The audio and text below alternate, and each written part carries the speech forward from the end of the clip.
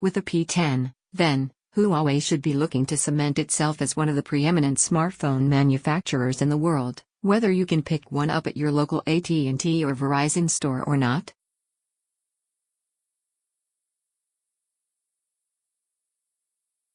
The P10 is an impressive phone on paper, and its announcement was one of the biggest made a month ago at Mobile World Congress.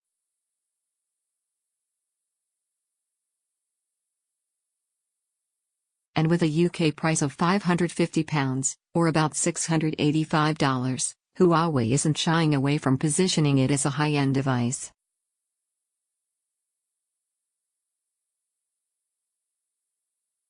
Although you still can't buy its best phones in the US, Chinese telecoms giant Huawei has been building a steady profile in the West over the past few years, with products like the Huawei Watch and the Nexus 6P serving as examples of what the company is capable of.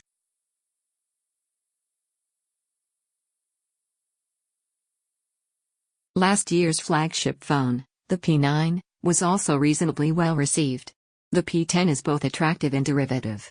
I've used a lot of shameless iPhone clones from Chinese companies like Meizu and Vivo over the past year or so, and the P10 isn't in that category.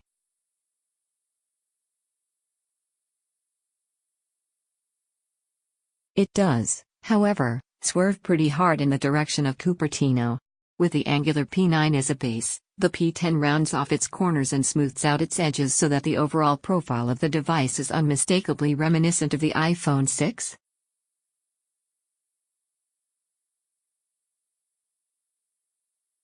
The iPhone 6 came out in 2014, however, and Huawei's spin on the design is considerably more up-to-date.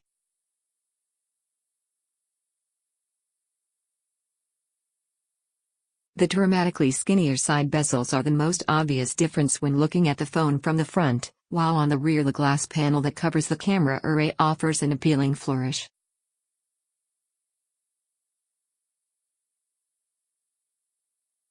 The total lack of camera bump, despite the svelte 7mm thick frame, also sets the P10 apart.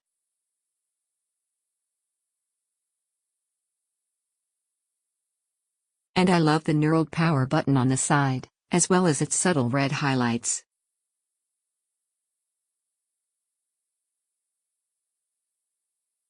It's hard to find faults with the P10's fit and finish. The P10 might not be the most original phone in the world, but it's hard to find faults with its fit and finish. It's a very well-crafted device.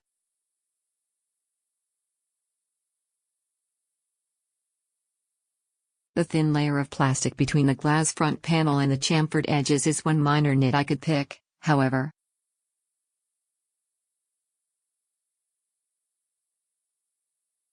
Another is that the phone comes with a cheap plastic screen protector affixed, which you'll want to remove immediately. Trouble is, the glass underneath has no oleophobic coating, which means it's a lot more susceptible to collecting fingerprint grease.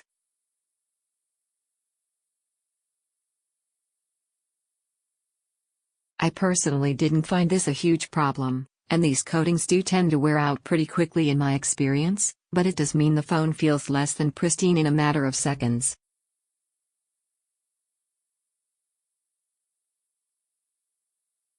What's unfortunate about the P10's design is that its most impressive aspects are the areas where it diverges from iPhone uniformity.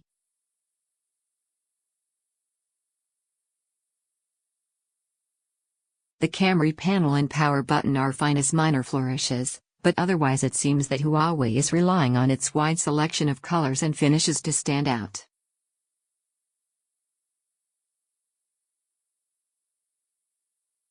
The blue model you see pictured here is one example, complete with an unusual hyper diamond cut finish on the back. I wasn't a huge fan of this, as the rough texture makes the material feel cheaper than it is.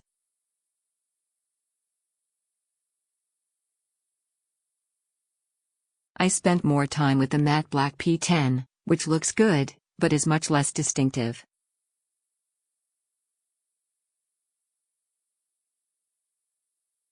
Overall, the P10 just makes me wish Huawei tried for something a little less conventional, because it has more neat ideas than your first impressions might suggest.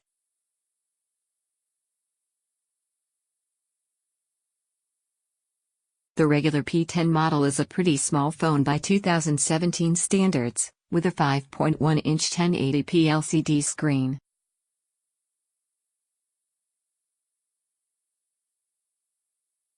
A larger variant called the P10 Plus had a 5.5-inch 1440p screen. Possible quibbles over oleophobic coatings aside, the display won't wow or disappoint you. It's a bright, sharp panel with solid color reproduction.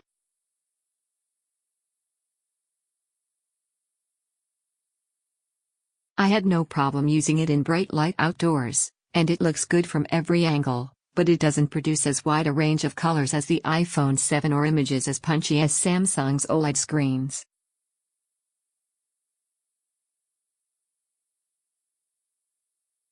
In fact, won't wow or disappoint you goes for just about every aspect of the P10's performance.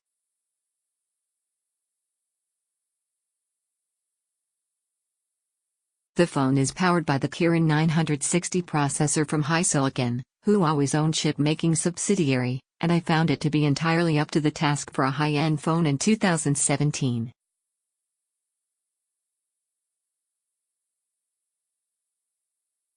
I spent much of my time with the P10 using it as my primary device on an 8-day vacation, which mostly meant I wanted it to take photos, navigate me through Singapore, and archive my unwanted emails as efficiently as possible.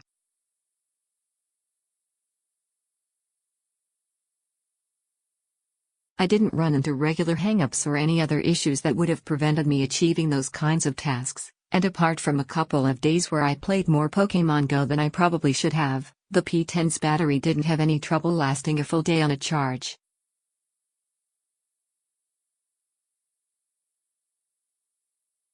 There is one thing about the P10 that I found stood out in a good way: the camera.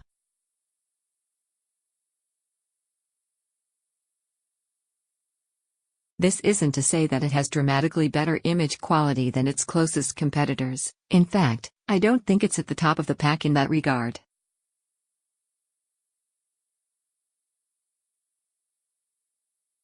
But what Huawei and its partner Leica have done with the software is worth taking note of.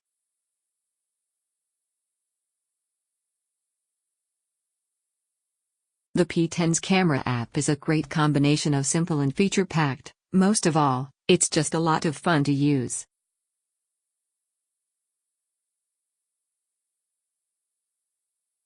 Unlike the stock camera apps on basically every other phone out there, it feels like it was actually designed by photographers.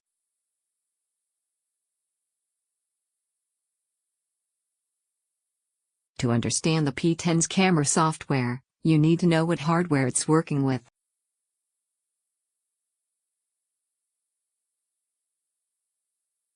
Huawei has iterated on the dual-camera approach. It started with the P9, pairing a 12-megapixel sensor with a 20-megapixel monochrom unit, placing both behind f/2.2 lenses.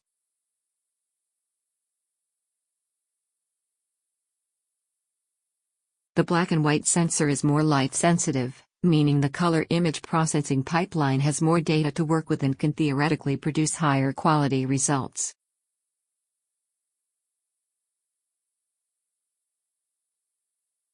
In practice, I don't know how effective this is. I'm sure the secondary sensor is improving output one way or another, but in my experience it doesn't quite elevate the P10 to the level of the best phone cameras out there today.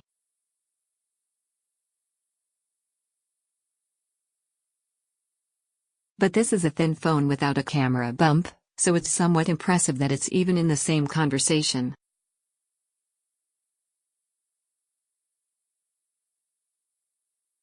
And if you happen to be into black and white photography, there's just no competition. The P10's monochrome sensor is capable of producing gorgeous results with far more texture and depth than you'd expect from a phone.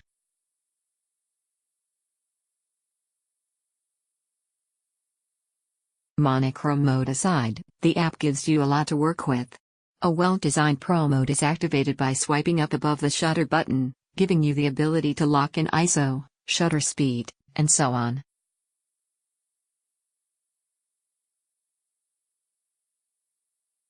Swipe right and you get a selection of simple but useful scene-specific modes like light painting, good food, and night shot, The last one combines multiple low light exposures into a single well-lit frame, though you'll want a tripod or some other method of keeping the phone absolutely still.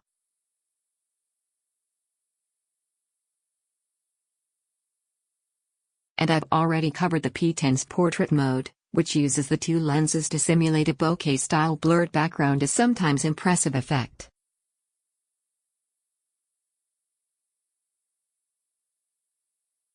I wish I could say similarly nice things about the rest of the P10 software, but unfortunately I cannot.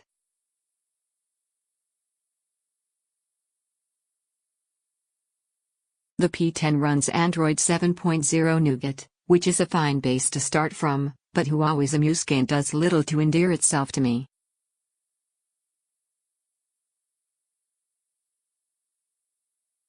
Most of its tweaks are innocuous enough. The quick actions on the notification shade are more numerous and functional than Google's stock version, and there's the occasional minor but useful idea like the ability to blur your wallpaper so that app icons are more readable.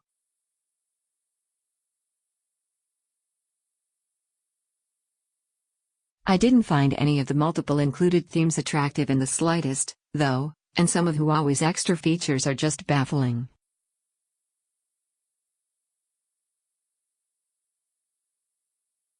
One, for example, is designed to let you cut out and share irregularly shaped screenshots, apparently by rapping on the display panel with a knuckle.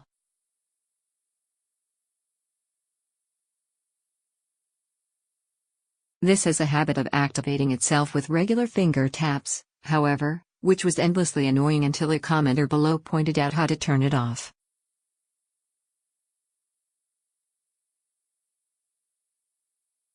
And my least favorite thing about the P10 is a collision of bad hardware and software.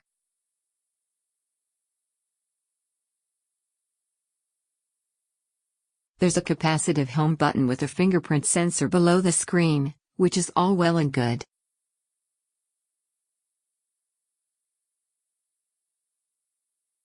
But it's the only capacitive button. The traditional Android commands for back-end multitasking are also shoehorned onto the same thing.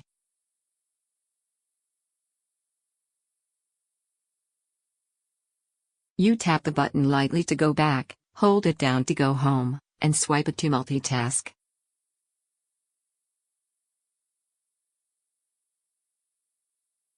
My colleague Vlad likes this idea, but I think it's disastrous on the P10. I constantly found myself invoking the first command when I meant to do the second and vice versa, and the third often just didn't work at all.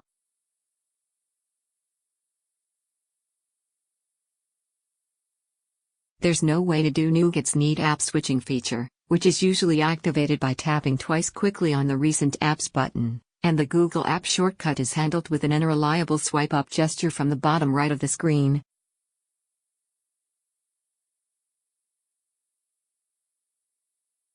I've tried, and I can't think of a single advantage to this approach.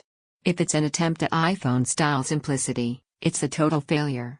The single home button works on iOS because its functions are clear and separate. You press it to go home, you double tap to multitask, you hold it for Siri, and that's pretty much it beyond the occasional fingerprint login.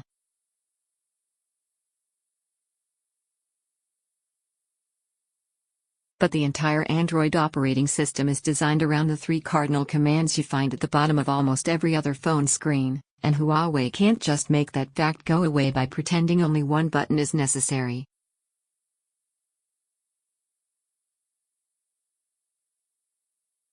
Back, for example, is essential to operating virtually any Android app, and yet you can find yourself exiting apps entirely on the P10 by pressing it for a fraction of a second too long.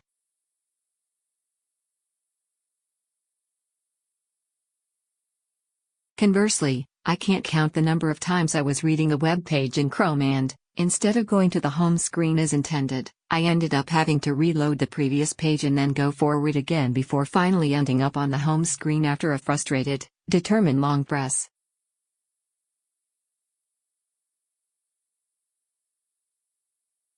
You can turn this off and use on-screen buttons, thankfully, which is what I did in the end.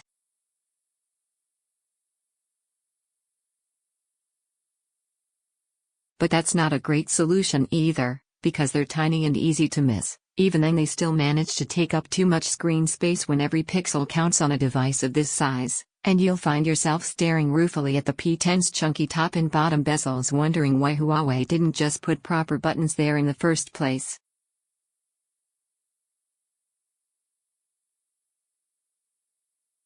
There's quite a lot to like about the Huawei P10, and I found it mostly amenable as my main phone over the course of a couple of weeks.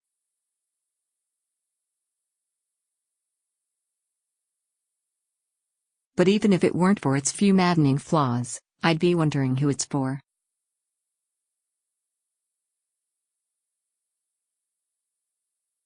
Samsung and LG both seem to have turned in extremely strong flagship phones this year already, and if you want something more compact you'd probably be better off with the Google Pixel.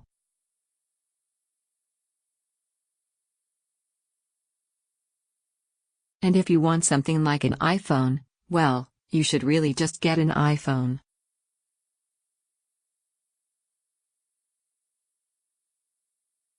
It's hard to recommend the P10 at the price that Huawei's asking. What the P10 proves is that Huawei should be entirely capable of making a fantastic phone that could go toe-to-toe with almost anyone by traditional metrics.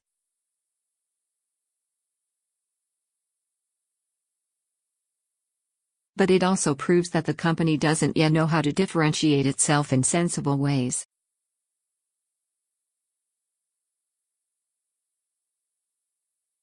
The P10's camera experience is fun and innovative, and the phone's industrial design has some attractive elements, but elsewhere the blend of software and hardware is incoherent to the point where it just feels like a product developed without confidence or direction.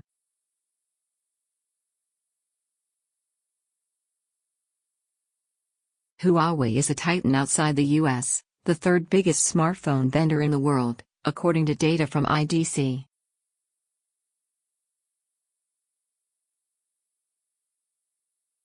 It has the resources to keep on trying to crack the West, and it's sinking money into research and marketing in an attempt to overthrow Apple and Samsung.